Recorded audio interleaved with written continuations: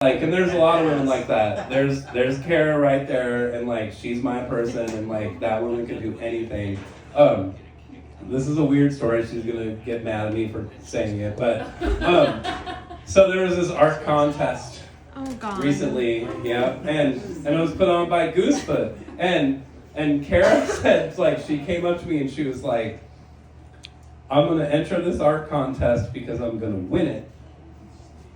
And then I'm gonna get that $500 Goose gift card, and then I'm gonna donate to the auction for Friends of Friends." And I was like, "That's interesting." Like, and I'm like a sporting person. I like sports a lot, and like I like to play games. And one of the things I like about them is that it feeds my competitive nature. And I know that like when I play tennis, if I win or lose, it's up to me, right? Like yeah, maybe the person's better than me, but like my abilities are gonna dictate how I do, and I'm in control of it. And that's one of the things that I like. I like to be in control of things that I'm doing. And there's something about like sports and like art and music that is difficult for me because those things are judged.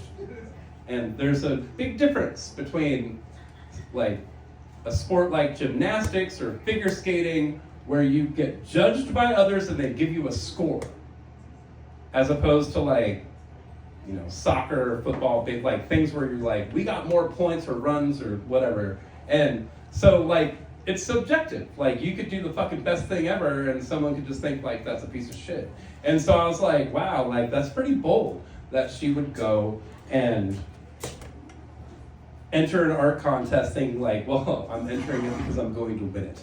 And I was like, wow, like that's like, yeah, you fucking do that. That's like real confidence right there. And like I was like you're probably gonna win it because Kara also, as a person who literally watches probably like, well, you're going to a football game this year, so like that's 3 hours. So this entire NFL season, Kara will watch that one football game that we go to with her daughter and son-in-law, and then for the rest of the season, she'll watch probably like a grand total of like 12 minutes of football. And that's pretty typical, right? So, at this one job that she worked at, like the group of male engineers, software engineers, they came up to her and they were like, "You should join our fantasy football league." And like, and any guy that will know that like those dudes, they weren't like trying to be nice and stuff. Like they wanted her entrance fee and all of that because that would increase the winnings of whatever guy was gonna fucking win it, because like of course a guy is gonna win fantasy football. She did this twice. Kara, who watches like, now that she's with me, 3 hours and 12 minutes of football as opposed to 12 minutes of football. 2 years she entered this fantasy football league at Smartsheet and she won both times. Like, and I can't imagine like how fucking pissed they were, even though they were probably like, "You're so awesome, congratulations." Like, I'll guarantee you that they were talking to each other and they're like, "She's a cunt." And like, yep. And so like, and now I want to remind you that I'm stealing the punchline from a woman because it's going to sound really crass coming from a guy. But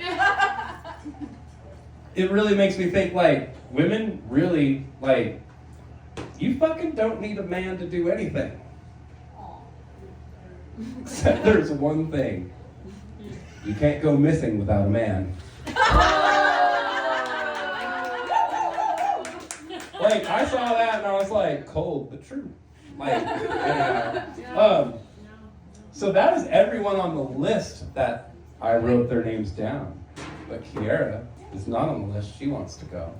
You know, Ben was thinking.